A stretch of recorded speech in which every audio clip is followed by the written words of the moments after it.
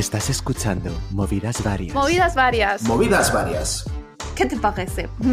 Me encanta. Podemos rajar. Ok. Bienvenidos, bienvenidas y bienvenidos a Movidas Varias, mi podcast de Cuanzo, a.k.a. Gazpacho Agridulce, en donde siempre digo, bueno, en esta temporada 2 siempre digo que todo tiene cabida siempre y cuando pues me interese a mí. ¿Soy egocentrista? Sí, lo soy. ¿Tengo vergüenza en admitirlo? Últimamente cada vez tengo menos vergüenza. Y dice el muy sabio refranero español que quien tiene vergüenza ni come ni almuerza. Y a mí me encanta comer. Dicho esto, vamos a por la temática de hoy.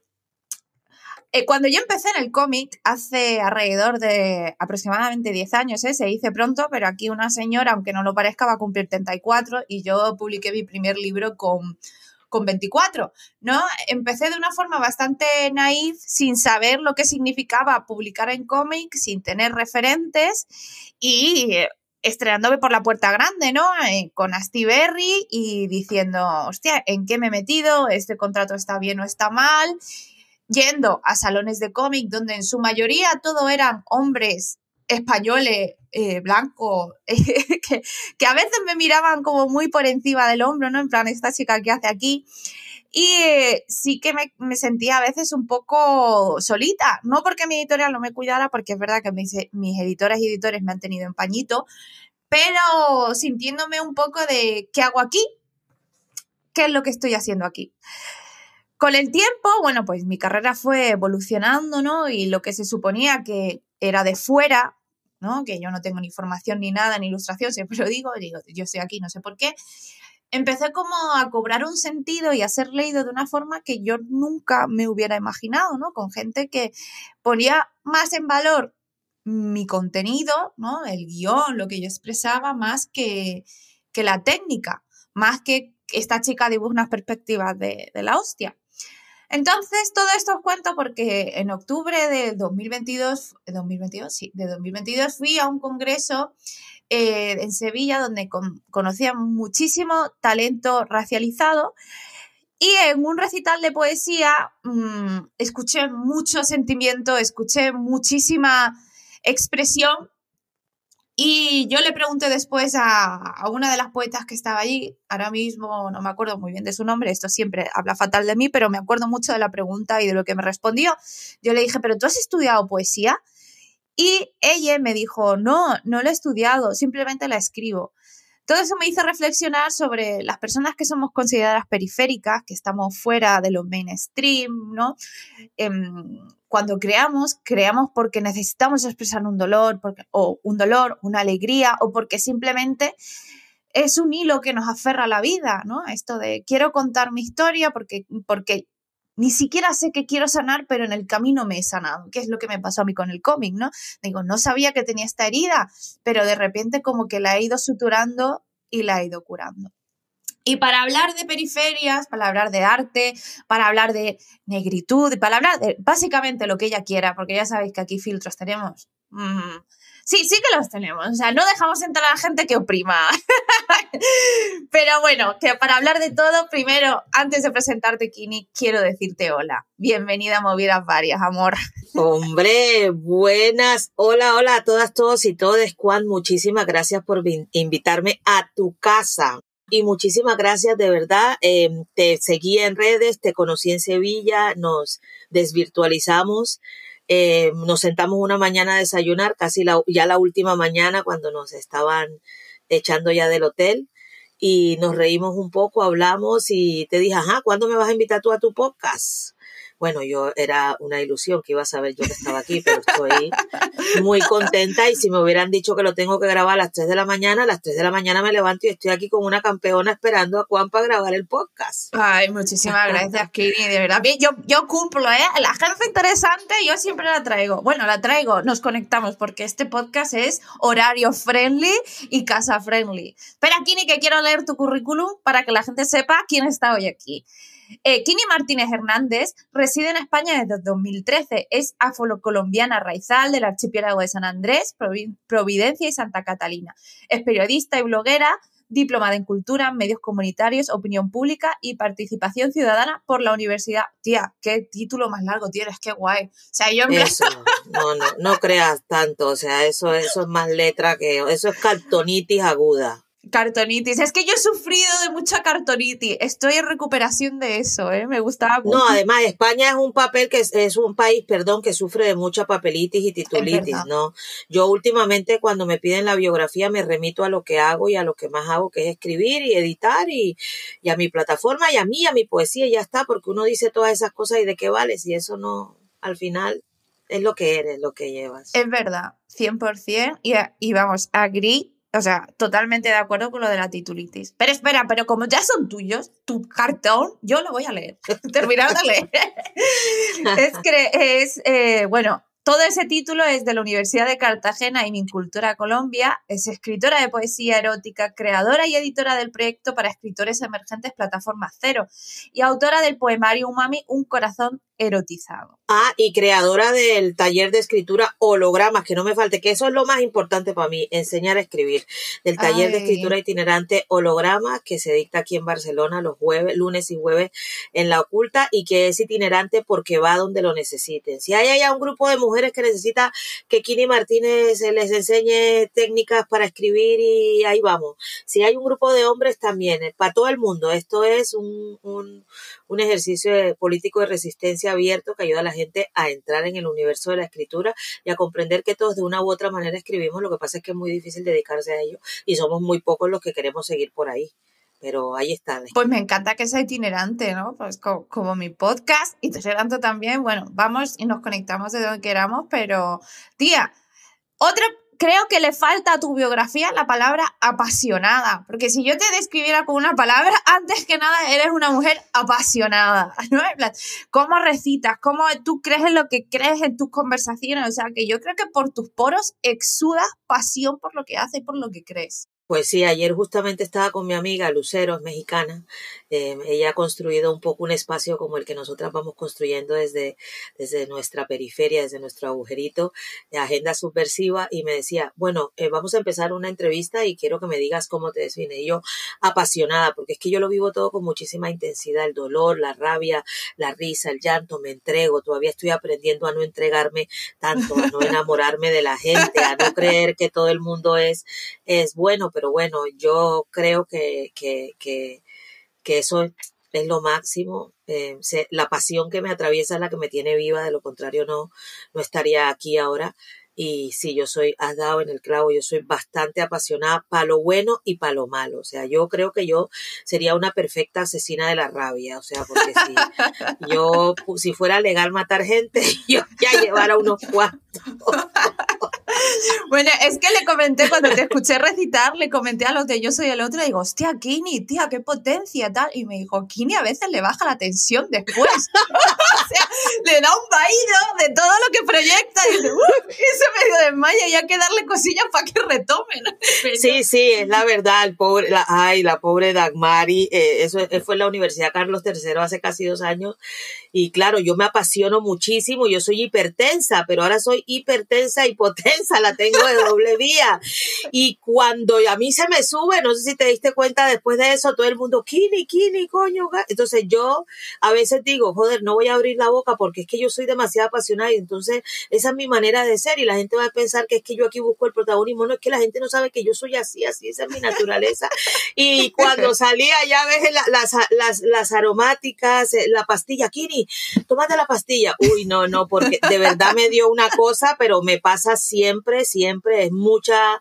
Cuando yo parí a mi hija, yo tuve preeclampsia, descubrieron que yo era hipertensa, antes ya lo sabían, pero bueno, era muy intermitente con la medicación, y descubrieron, entonces me tuvieron que cortar la tripa, como se dice vulgarmente, hacerme el Pomeroy, porque la doctora dijo que yo no podía volver a tener hijos, porque si entraba a un quirófano era muy posible que me quedara tiesa, casi me quedo tiesa. Entonces empecé a tomar las pastillas de la tensión, y la médica me dijo, usted tiene una hipertensión heredada que es muy fuerte, usted no debe emocionarse, ni reírse mucho, ni llorar tanto, ni coger mucha rabia. Y yo, ostras, entonces aquí ¿qué hacemos, no? ¿Qué vamos a hacer? ¿Que nos morimos, doctora? Pues quíteme de una vez el aliento, le decía yo. Entonces, pues eso, sí, a mí me dan cositas cuando yo me pongo mucho, no es que yo sea una enferma crónica desde esa perspectiva, ¿no? Pero sí soy hipertensa y la pasión que me atraviesa tanta, se me sube el asiento, la presión en la cabeza y me dan cosas. Sí, tienes toda la razón. Sí, Vaya. es que es muy difícil no sentir. Y yo en cierta manera te entiendo porque soy muy sentida, ¿no? Y entonces la felicidad eres muy feliz, la tristeza eres muy triste, el enfado, o sea, son unos extremos súper grandes. Pues sí, yo quería preguntarte, ¿cuándo te diste cuenta o cuánto sentiste esa necesidad, esa pulsión por la poesía, ¿no? De tengo que escribir. ¿Cuándo Bueno, y cómo?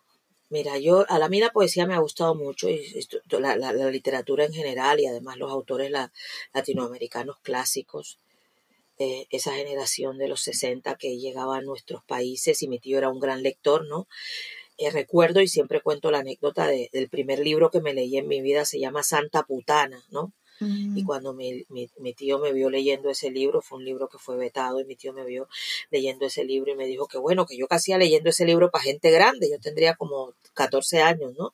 Sí. Y bueno, nada, el tiempo pasó, yo me hice periodista, siempre he escrito, porque yo siempre quise ser periodista, siempre he escrito, pero Sí. la poesía me llega aquí, mi proceso migratorio ha sido muy difícil y después de terminar una relación tóxica, porque uno cuando está en situación irregular, uno se agarra un clavo ardiendo para poder pasar una noche, los días, comer, todas estas cosas. Yo tengo una relación muy tóxica y ese día, pero el sexo era muy bueno. Entonces, mi cuerpo seguía amarrado a la relación, pero mi mente y mi corazón sabían que eran muy malos. Entonces yo me fui, en ese momento yo vivía en un pueblo de Tarragona, ese día decidí salir a caminar, me metí a la biblioteca y creé un blog que se llamaba erotismoenguardiablog.wordpress, porque a mí lo que me estaba atravesando era algo muy pasional y erótico, y escribí mi primer poema.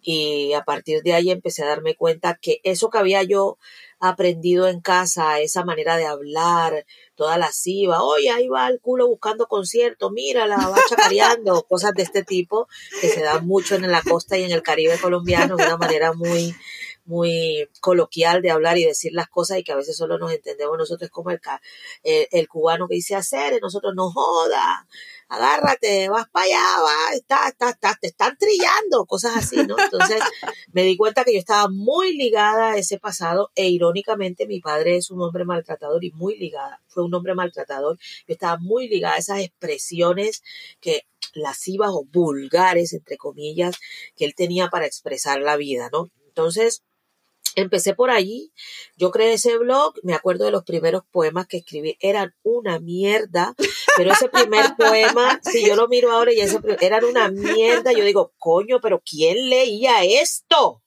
Pero yo iba teniendo críticas y el blog iba creciendo y yo me acuerdo de ese primer poema en ese dolor, mi cuerpo te ama locamente, así empezaba ese primer verso, mi cuerpo te ama locamente, aunque su cabeza sienta que se ha librado de lo peor, ¿no? Entonces era como eso, yo iba todos los días, ya encontré un refugio, iba todos los días a la biblioteca, me sentaba, me leía, aprendí a leer gracias a mi madre que me pagó un curso de lectura rápida y yo aprendí a leer, entonces yo me engullo los libros, me sentaba ahí, me leía medio libro, al día siguiente llegaba, hacía otro poema, me leía otro medio libro, porque no es lo mismo, yo soy apasionada por la crónica, pero no es lo mismo escribir crónica o reportaje que sentarse a escribir poesía. La gente piensa que la poesía es, que los que escribimos poesía somos narcisistas y que todo lo miramos desde el ombligo. No, la poesía es dialógica, es narrativa, hay una pulsión ahí que te tiene que llevar, los tropos son muy importantes, el lenguaje poético es muy importante, la parte técnica, porque sin dominio técnico, como dice mi gran amigo, colega y compañero de viaje en P0, es sin dominio técnico no hay dominio estilístico. Y yo me di cuenta que yo quería escribir, y así fue, así empezó la aventura en 2017 aquí. Buah. Es que de camino a contarme todo esto ha surgido varias cosas que quería comentar, ¿no? Como el tema de...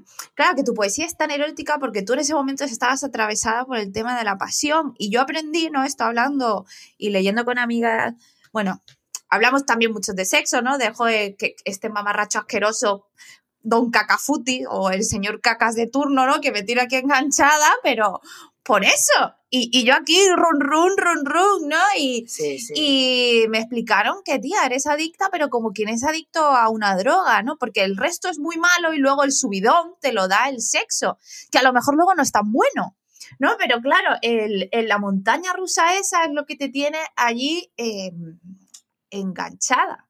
Y eso digo, joder, tía, y con tanto como para hacer el tema, bueno, tus primeras obras artísticas, ¿no? Tu primer blog. Sí, entonces el lagaña de mico ese, por decirle alguna, o el gargajo de sastre, el lagaña de mico ese que ya quedó en el pasado, que es que uno tiene que tirar para adelante para darse cuenta que no volvería atrás en muchos aspectos. Sí, logra que, bueno, me dio esa primera pulsión, me dio por allí, y resulta que después pasan los añitos, ni un añito, eso fue finales de 2016, principios de 2017, y en 2017 ya yo estaba trabajando como cuidadora de una persona mayor, en Tarragona también, en un pueblito que se llama Salou, y me dice un día una amiga, me dice, que era la nieta de la abuela que yo cuidaba, me dijo, tú lo que necesitas es un polvo para liberar tanto estrés, porque yo iba por la vida muy loca, ¿no?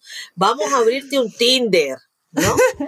Y entonces yo abro el Tinder y entonces ya a mí me estaban hablando hombres hasta de la estratosfera, porque yo no sabía que eso se le podía poner la ubicación, los kilómetros cercanos y todo eso. Y ahí conocí al que yo le puse el tinderazo total. Ahí conocí al que es actualmente mi compañero de viaje, mi crítico más fehaciente, el hombre más constante, más amoroso, más paciente, porque conmigo hay que tener mucha paciencia. Soy muy intensa en todo, muy intensa. Me decía, tú eres cansina, cariño, no eres cansina, eres lo siguiente. Eres lo siguiente, cariño, tú no te das cuenta, pero yo, no, es que esto nace lo que es el poemario, mi primer poemario, Umami, un corazón erotizado, que está dedicado enteramente a cómo se transmutó ese principio y cómo yo empiezo a descubrir el placer, porque es que yo pensé que yo en mi vida había tenido orgasmos. Yo tenía 30 y largos años y yo nunca había tenido un orgasmo. Yo gemía porque eso era lo que se supone que una mujer debe hacer, pero ese sentimiento, ese fuego que yo sentí cuando yo me acosté por primera vez con este hombre, yo no lo había sentido nunca en mi vida. El cunilingus, eso no, nunca en mi vida. Nunca, un juguete, no, nunca.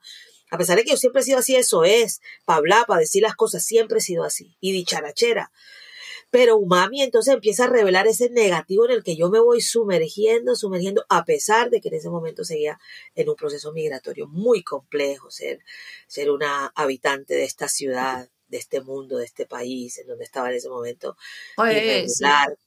A mí me gustaría también eso, quería preguntarte por tu proceso migratorio, que ya has dicho que es muy duro, ¿no? Y que has estado trabajando en los cuidados, que cuando yo colaboré con una asociación de mujeres en el País Vasco, ¿no? Que para visibilizar esto, ¿no? O sea, tienen unas condiciones muy malas, están muy mal pagadas. Estuve en un taller con ellas y vinieron compañeras a narrar su situación, ¿no? De cuando están internas en un régimen de esclavitud. O sea, porque es que no ven a sus hijos, los hijos que vienen a España a estar con ellas, porque claro, en su mayoría son extranjeras, en su mayoría son latinas y de Latinoamérica, y dejan sus hijos al cuidado de otras personas para cuidar a los mayores españoles, ¿no? Entonces, casi sin derechos, muchas no están de alta en la seguridad social y sin papeles. O sea, es súper, súper duro. Sí, yo trabajé de interna, justo en ese momento cuando lo conocía, yo estaba de interna, me pagaban 500 euros al mes, pero claro, yo tenía casa, no tenía que pagar arriendo. O sea, tú empiezas a sopesar y dices, bueno, te pagan 500 al mes, no tienes papeles, no te van a abrir seguridad social, no te van a dar nada, pero tienes un techo, 500 euros, ahí puedes bandear. Porque claro, yo venía de una situación compleja, yo estuve en un CIE 52 días, en un centro de internamiento de extranjeros, en Zapadores, en Valencia, ¿sí? Buah. Entonces, para mí eso fue muy, muy complejo y la vida misma me ha ido llevando, mi faceta artística, mi faceta de poeta y de escritora, me ha ido llevando por allí y estando en el CIE y saliendo después de allí, antes de ese trabajo, yo me imaginaba lo que era ser prostituta porque era lo único que yo pensaba que podía hacer, porque ya no había trabajo, no había papeles, la situación estaba al extremo, casa, y yo por eso mi segundo poemario se llama Las prostitutas de mi imaginario. Era imaginándome, yo estuve, ahí conocí a una amiga transexual, Búa Bosón, brasilera, y ella estaba en el negocio, y yo la llamé un día y me dijo, así con ese acento que siempre con, no, Iris, tú vas a venir a mi casa, vas a dormir aquí a mi lado, yo dar comida y tú mirar, pero eso es muy difícil, tú eres muy inteligente, no. Y yo iba y miraba por esa rendija cuando tocaban el timbre y esas mujeres sabían, y yo decía, no, con ese hombre yo no me acuesto, ese hombre yo lo tengo que bañar, ese hombre sin dientes, ese hombre. No, entonces por eso se llaman las prostitutas de mi imaginario. Nunca la ejercí, no sé si decir afortunadamente o desafortunadamente, porque quizá también me hubiera dado otra perspectiva y mi poesía también hubiera tomado otra cruz, Sí. pero estoy afortunada, soy una mujer afortunada por haber vivido y seguir viviendo las experiencias que vivo desde donde las vivo, porque soy muy consciente que tengo talento. Como tú decías al principio, soy egocéntrica, y yo soy muy consciente de que tengo talento, pero yo mi talento no lo quiero para ganar la gloria, sino para seguir escribiendo y con el sueño de que me lean muchas mujeres y en mi poesía se encuentren identificadas y conseguir dictando mi taller de escritura y seguir creando y creando y creando. Esa es mi ilusión. Tener una ocupación, que mi mente no se estanque en las preocupaciones, porque ya para eso está la noche, para no dormir. Sobre todo si eres como nosotras, muy nerviosa y tal, yo Sí, entiendo, porque yo también he sí, sí. pasado noches como de angustia. ¿Y cómo crees que se percibe la poesía erótica? Es decir, porque, por ejemplo, parece que en las novelas de mujeres, ¿no? Hay varias escritoras que han dicho que lo general es de hombre y lo de mujer siempre se considera de nicho. Pero si ya es de mujer y erótica, yo creo que ya es más considerado como un poquito desnostado, ¿no? O al menos yo tengo esa percepción. No sé tú cómo lo No, notas. no, no, tienes la perfección perfecta. La poesía erótica se cataloga como un subgénero de la poesía en sí misma, ¿no? Y además, como nosotras las mujeres no hacemos escritura canónica, entonces esto es puro sentimiento. Pero tú sabes lo complejo que es crear una buena metáfora y salir, el sol alumbra tus ojos, la luna te atraviesa, o sea, generar esa metáfora, esos diálogos dentro del mismo contexto poético, crear el título de un poema, que ese título atraviese al lector y que ese título lo vaya llevando a través de, por ejemplo, de umami, de los sabores, los olores, los colores de la piel y de todas esas sensaciones, dentro del mismo contexto, incluso dentro del mismo círculo de migraciones, se eleva mucho más la narrativa y la autobiografía que el ejercicio poético, o tienes que ser de un círculo, y por eso llega algo que con lo que estoy peleando muchísimo, es con la endogamia, que al final Sí. terminas elevando a tus propios amigos, a tus propios compañeros, a tus propios compis, y pasas por encima de lo demás. Yo creo que si nos dedicáramos un poquito más a profundizar en otras cosas, en ampliar el espectro literario, no solamente dentro del círculo de migraciones, sino de país, porque este no es un país ya solo blanco, nunca ha sido solo blanco y no lo va a ser nunca desde mi posición como mujer negra, afrocaribeña, raizal. Yo tengo mi denominación de origen, como digo yo, que es raizal. Entonces, yo estoy atravesada por Caribe, que el Caribe no se nombra mucho. Aquí hablamos siempre de Avia Yala. Sí, yo soy de Avia Yala, pero en Avia Yala hay Caribe. Yo soy del Caribe colombiano. Es verdad, en España no se habla nada de Caribe. Ahora que lo dices, esto es totalmente cierto, ¿no? Dagmari Olivar, yo soy el otro, es una mujer que cuando me convocó en esa ocasión, que me dio el turulú, ella habla de Caribe y es una mujer que está atravesada también por ese Caribe y es que América no es solamente Estados Unidos. Para nosotros allá América Sí. nosotros somos América. América está dividida en América del Norte, América del Sur y América del Centro. O sea, somos un universo muy grande. El continente americano es muy vasto. Así, y esa vastedad se tiene que reflejar obviamente en Occidente, porque han sido muchos años de colonización, sigue el expolio, el extractivismo, pero hemos ido acostumbrándonos a cosas, ponemos por encima ciertas cosas, pero yo soy la que me tengo que encargar. Ningún pescador va a decir que su pescado está dañado. Yo me tengo que encargar de coger mi poesía y de regarla y esparcirla con paciencia, porque llega un momento en que si tú te obsesionas con querer estar allá afuera, hay cosas que nunca van a estar en el mainstream, que se convierten Sí. hay autores que se convierten en autores de culto, hay autores que se convierten en ciertas referencias, aunque ser referente es muy pesado, hay autores que siguen haciendo cosas a pesar de que se dice que nunca nadie les iba a leer en un inicio. Yo escribo poesía erótica, soy una de las mujeres negras que lo está haciendo aquí, porque también Marisa Mañana, que es guineana y está en Madrid, lo toca un poco con su relato como nosotros, con su libro de relatos. Ella lleva mucho tiempo con la escritura creativa, siendo profesora de la Escuela de Escritores de Madrid, pero hasta el año pasado se atrevió a publicar su primera obra. Y como ya dice y digo yo, el erotismo es transversal a todo. La erótica está en todo, en todos los sentidos, en todos los momentos. La erótica es subjetiva, es objetiva, la erótica es dialógica, es dialéctica, es narrativa, tiene un acento propio, pero a la vez habla todas las voces, porque ¿quién no se ha encontrado nunca en un lugar común como en el de un beso que te eriza los pezones, o que un beso húmedo que te genera una erección, o un beso que te pone los pelos de punta, o levantarte una mañana con ganas de de gestar un mañanero y que encontrarte solo y tirar la mano e imaginarte cosas, ¿no? La poesía está en el imaginario y somos grandes, los poetas somos grandes mentirosos, como diría Lira Campoamor, somos grandes mentirosos porque somos capaces de imaginarnos mundos en los que sumergimos a la gente, pero en algún momento ese mundo se acaba, tienes que despertar para darte cuenta que eso era solo poesía. Pues la poesía es eso. Y en tanto y en cuanto nos cuente historias, es y seguirá siendo una portentosa oportunidad para asumir, entrar dentro de las narrativas y entender el cuerpo que la escribe, y aparte de todo para conocer y para desconectar de este mundo que ya es lo suficientemente duro. Para mí la poesía me ha salvado, mi escritura me ha salvado, y eso no va a cambiar nunca, y me salva todos los días, porque yo no soy escritora de libro, yo soy escritora a tiempo completo. Es una disciplina para mí, yo todos los días tengo que escribir. Yo tengo alrededor, ya el otro día estaba contando, 9.000 poemas escritos. 9.000. Han nacido de manera exigua y ahora se han ido convirtiendo en cosas. De hecho, yo ya tengo 2 poemarios publicados, 2 escritos a punto de ser publicados, así que yo voy siempre por delante de mi propia necesidad. Pues tía, tengo la reflexión, bueno, reflexión no, creo que es un hecho de que la erótica vende mucho, tanto la femenina como la masculina. Es decir, los cuerpos desnudos para vender un perfume.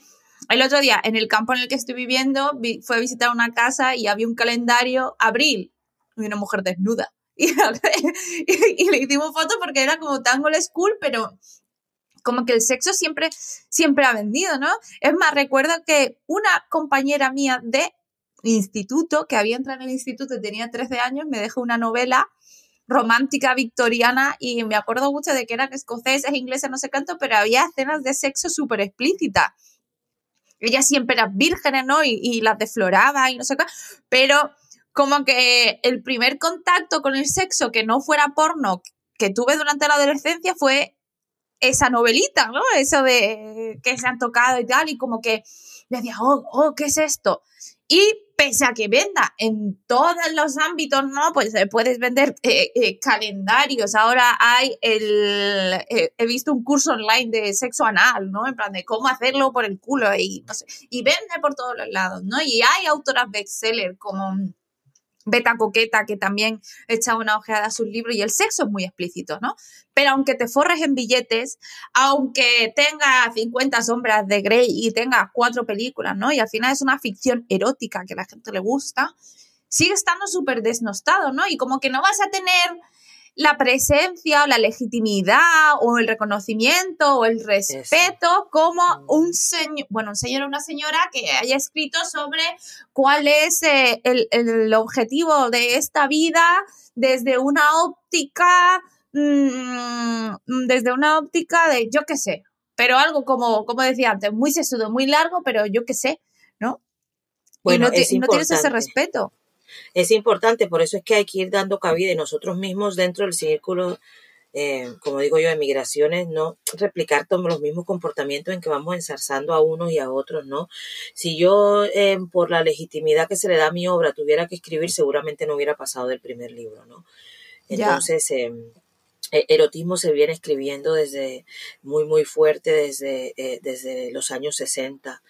en Estados Unidos sobre todo, en el contexto, por ejemplo, Anne Sexton, esa poesía intimista, confesional, porque también hay tipos de poesía, hay una poesía que es muy intimista, otra que es muy confesional, hay muchos tipos, hay muchas callejuelas por las cuales uno se mete y hay que tener mucho cuidado para no sobrepasar el límite de lo pornográfico.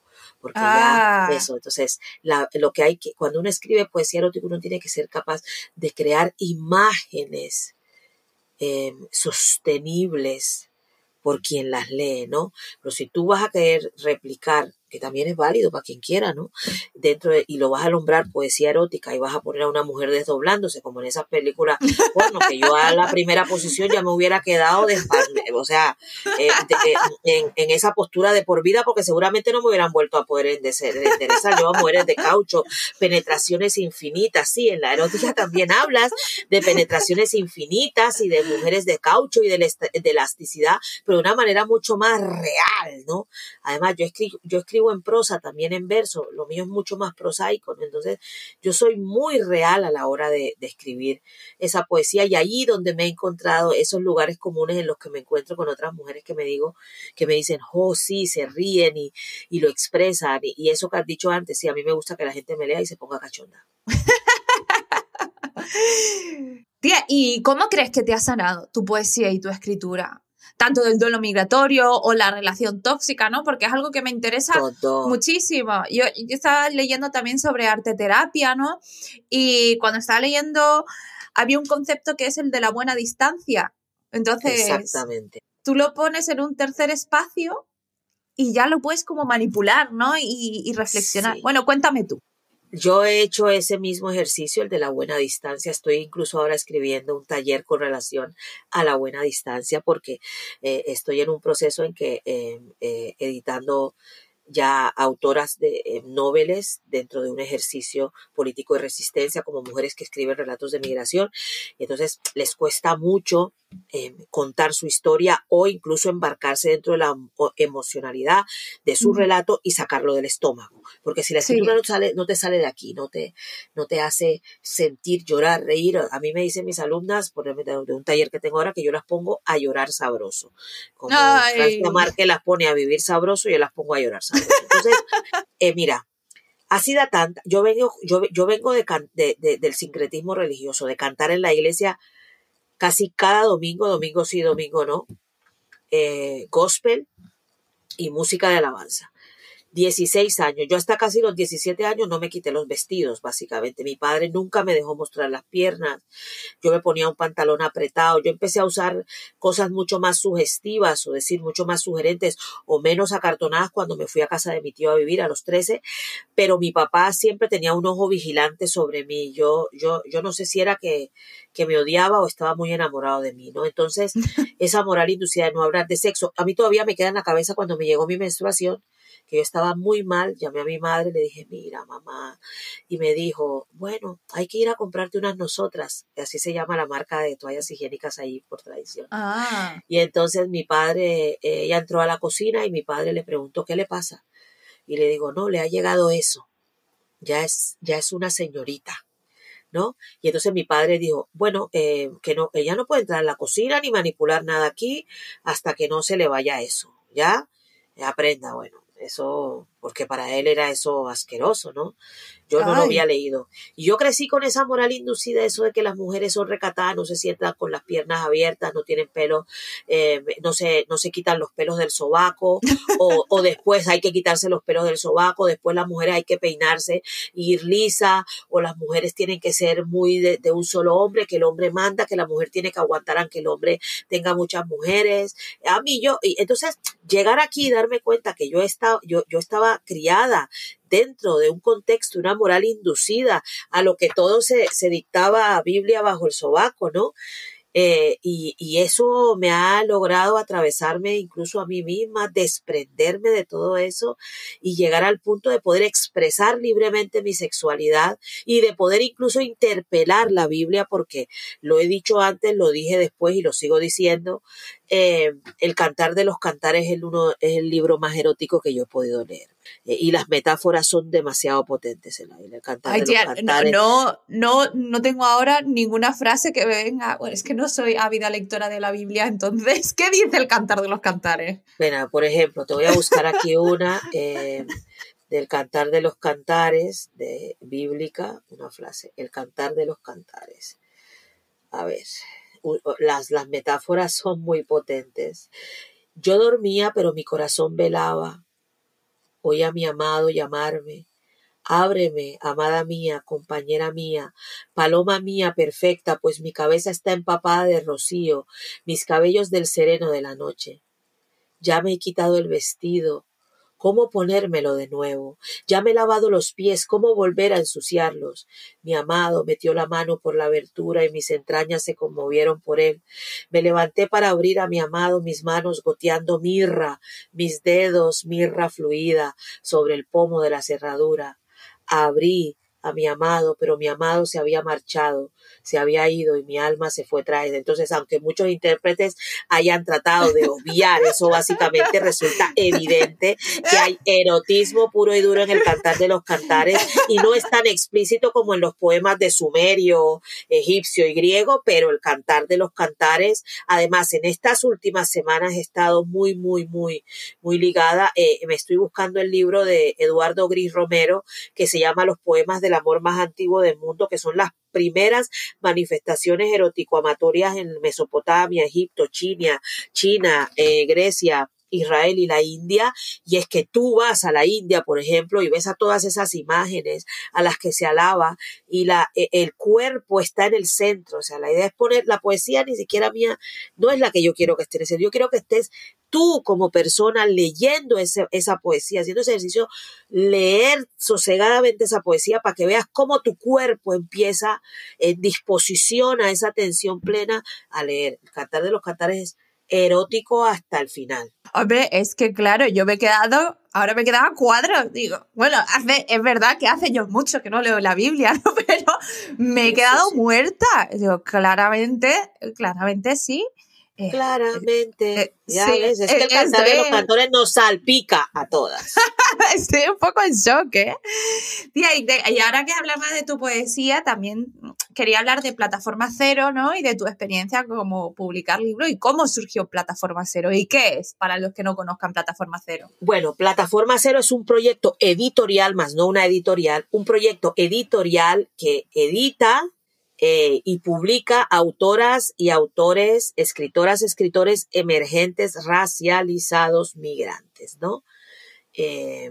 Porque aunque tú hayas nacido aquí, sigues llevando tu potencia migrante, pues, que es a lo que te obliga esta sociedad que te lee como de afuera, ¿no? Sí, si eres como blanco, los otros. extranjero, como les otros, desde la otredad. Uh-huh. Entonces, es un proyecto que nace porque cuando a mí me publicaron Umami, yo no quedé contenta con este libro y yo pensé que cuando un editor me cogiera a mí para trabajar conmigo me iba a entender, a mimar, a poner mi voz como en el centro, a cómo estás, cómo vas. O sea, a mí me hizo mucha falta eso y al final el libro no es todo lo que yo hubiera querido.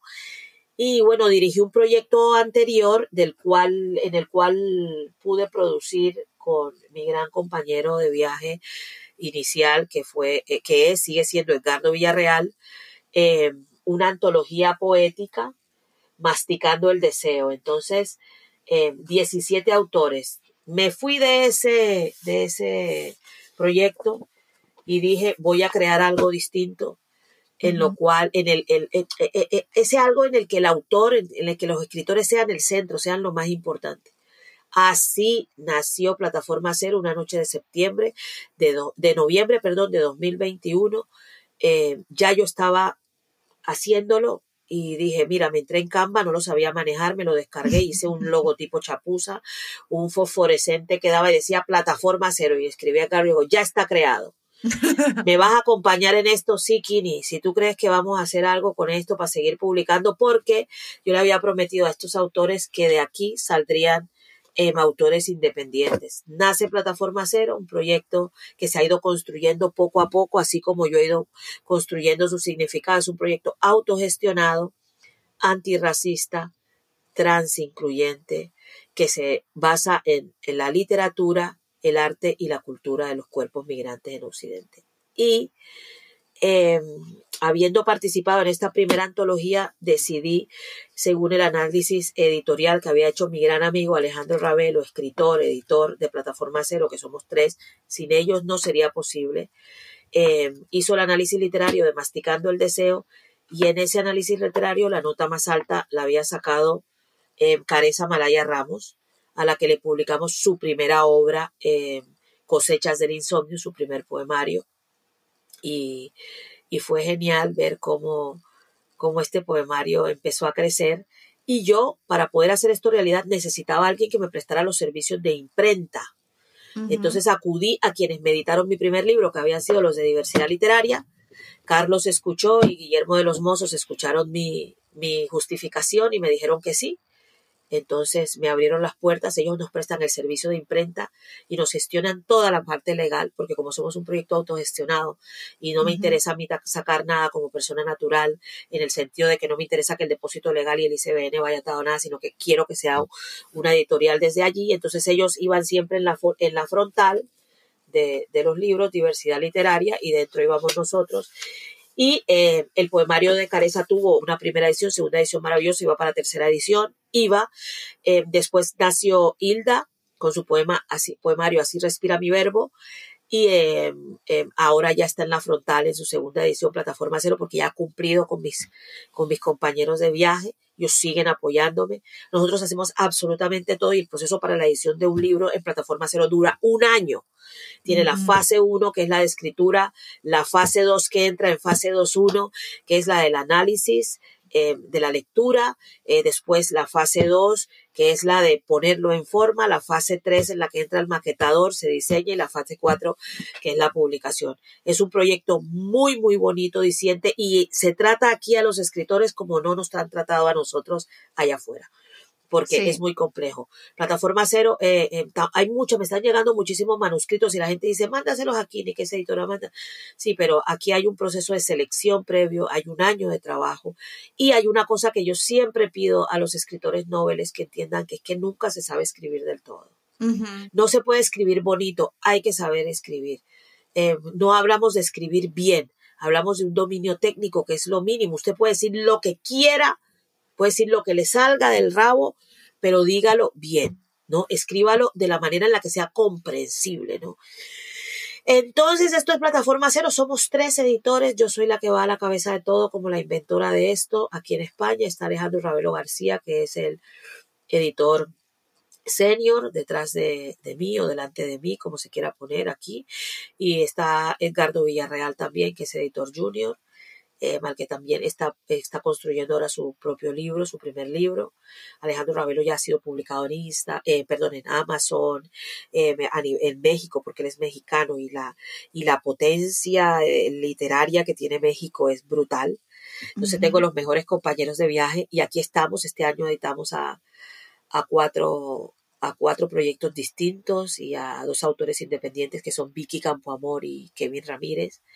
Son 2 cosas que vienen muy potentes, y seguimos, y espero y aspiro a seguir con Plataforma Cero hasta la temporada 24-25, dejar un poco aparcado Plataforma Cero en el 25 con la última temporada de publicación a finales, porque he dejado de lado un poco mi arte y quiero seguir escribiendo, y estoy ahora con mis sesiones de repentismo, que es poesía lírica cantada allí con las tamboreras, que tiene que ver con mi ancestralidad. Quiero potenciar eso, seguir escribiendo y seguir construyendo, y aparte de todo, una palabra que no me gusta, pero la usaré hoy, es visibilizar la poesía que hago y que se me tenga en cuenta, y quiero cumplir el sueño de que se me publique una obra en mi país. Ay, qué bonito, qué bonito, qué bonito todo. O sea, especialmente tu última parte, porque claro, en ti confluyen muchas cosas, en ti confluye el artista, pero en ti confluye también la editora, ¿no? Y a veces hay una parte que, bueno, hay una parte que se come la otra por la gestión de tiempo, ¿no? Porque un día tiene 24 horas y luego tenemos que pagar facturas, y luego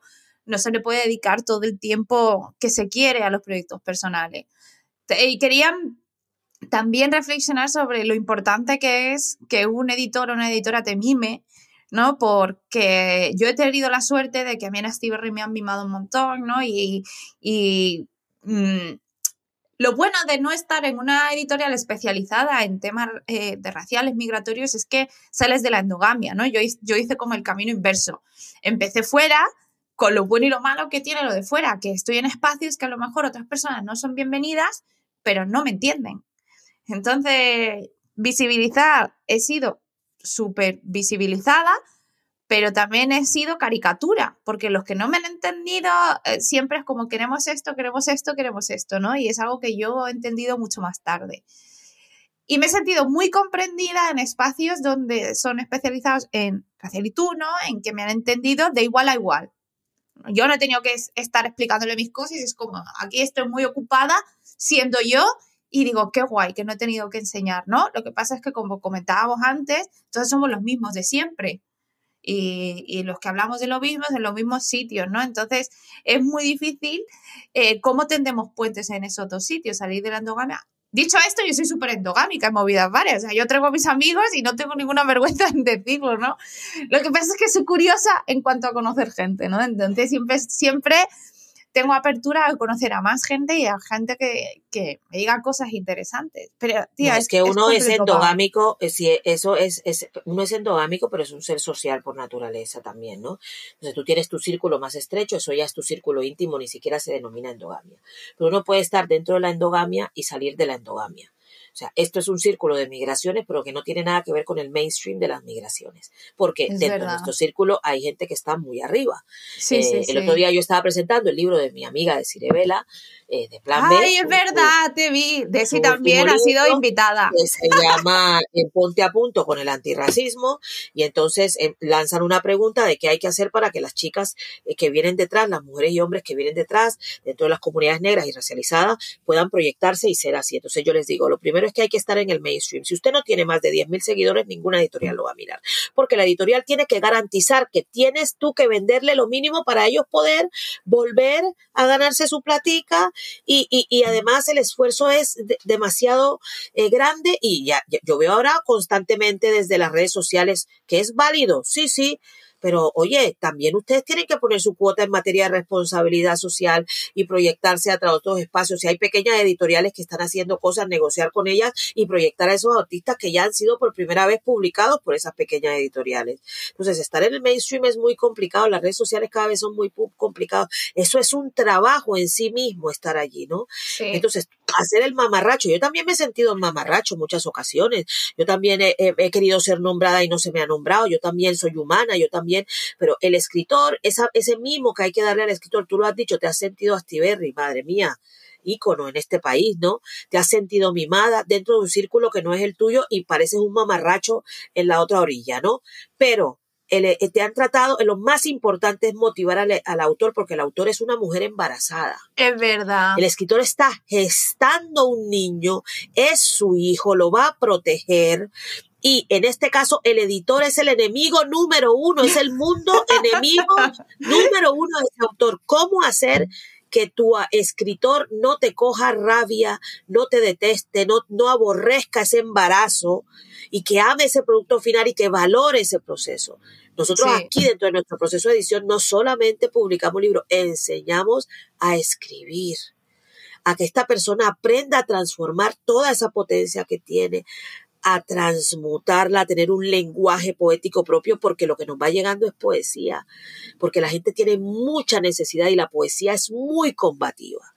Uh-huh. Hay todo tipo de poesía, hay confesional, hay panfletaria, hay testimonial, hay política, hay lo que se denomina poesía social. Cuando escrita por mujeres se llama escritura no canónica, ¿no? Eso que está ya subrogado, como la poesía erótica en este caso.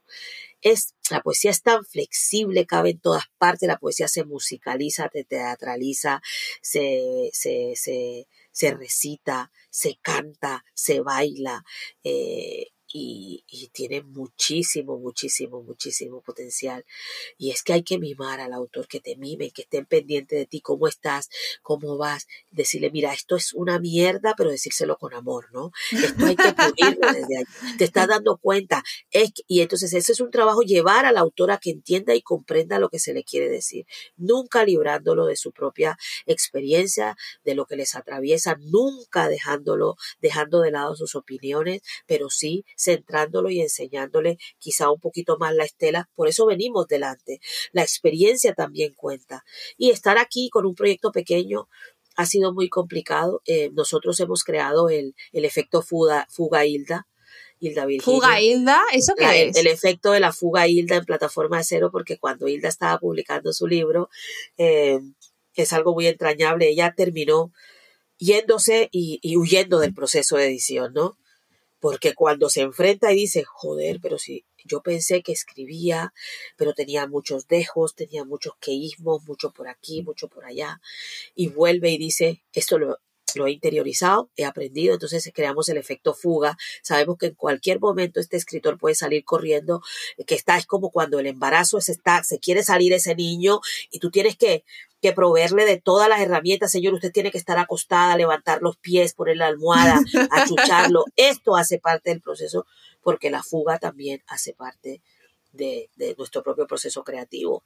Sí. Entonces, es muy pasional, no es fácil, es muy difícil llegar aquí, vender los libros, cumplir con la editorial, mandarles el dinero que ellos te imprimen los libros, te fían. Diversidad Literaria ha sido generosamente grande conmigo. Ellos no intervienen en nada en el proceso. Cuando ellos reciben la obra ya está maquetada y así. Por eso yo siempre les digo a los autores, ustedes tienen que no nombren a Kini Martínez. Yo no quiero que me nombren a mí, nombren a Plataforma Cero. Hay que agradecer, porque si usted nombra a Plataforma Cero, un libro va sustentando a otro. Si este libro se vende, el otro autor viene.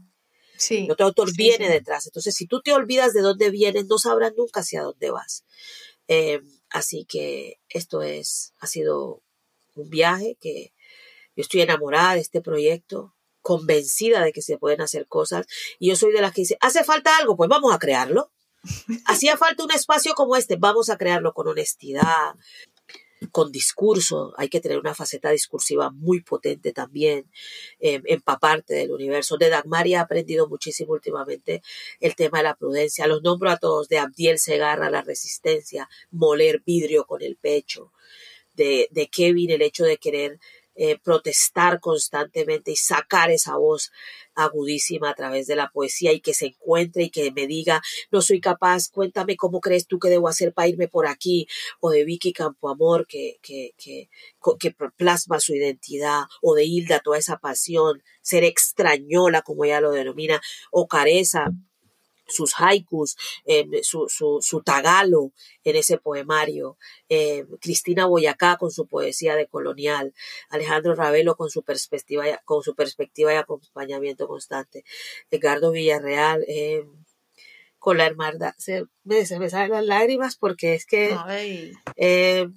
detrás de mí hay mucha gente y yo no puedo desconocer de dónde vengo. Y si bien yo soy la que lleva este motor, lo hace casi todo, o todo, por no decirlo de alguna manera, detrás de mí no fuera posible si este mundo no existiera y esos seres maravillosos no existieran. Y hoy aprovecho aquí, ojalá esta parte no se corte, para darle muchísimas gracias a una de las primeras personas que creyó en mí, que es Solangeli Sánchez Escobar.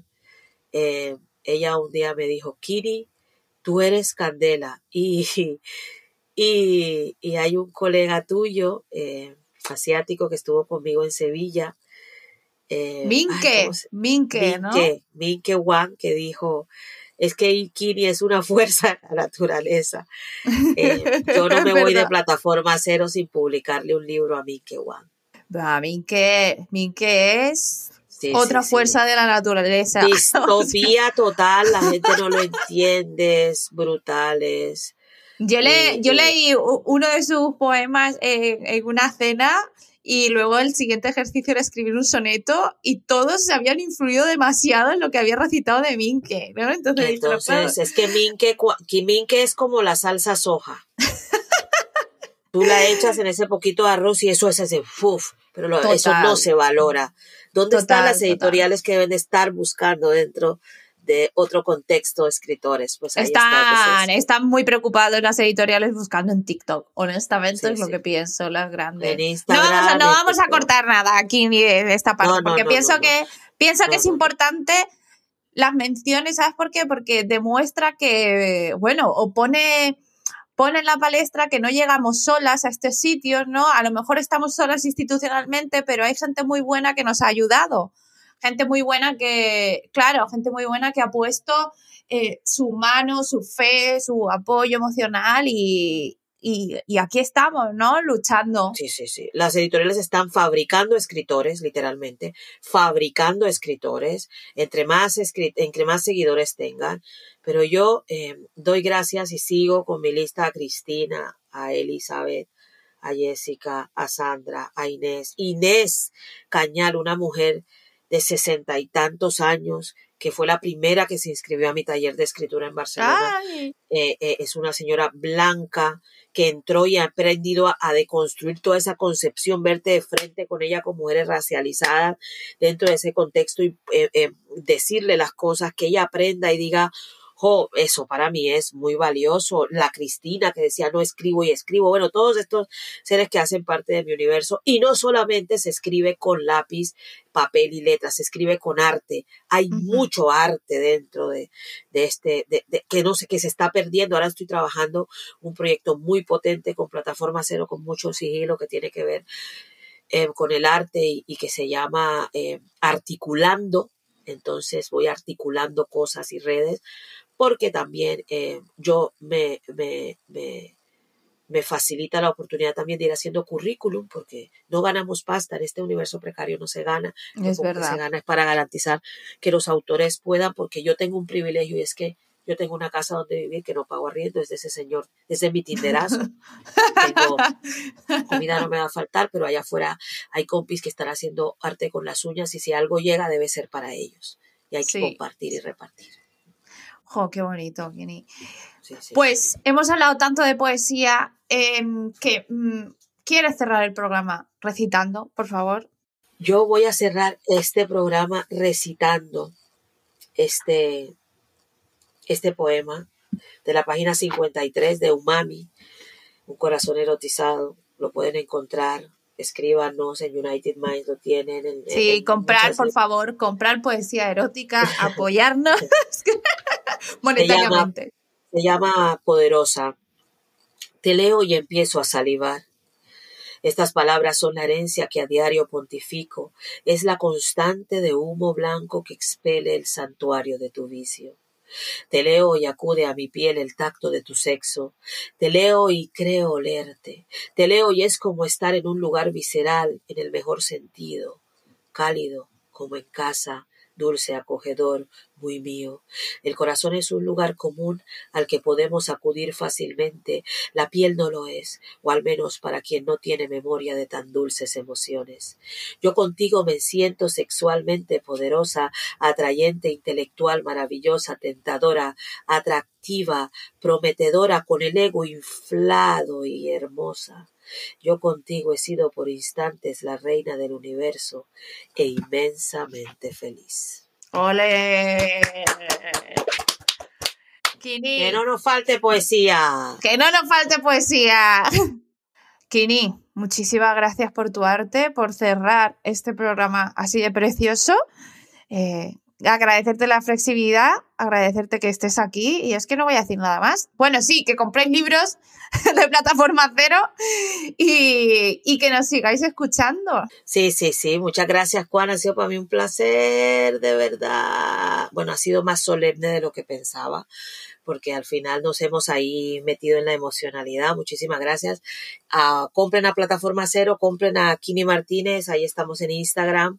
Muchísimas gracias por estos espacios que son tan importantes para mostrar el trabajo que estamos haciendo, y Juan, ya sabes, está en mi corazón desde el día cero.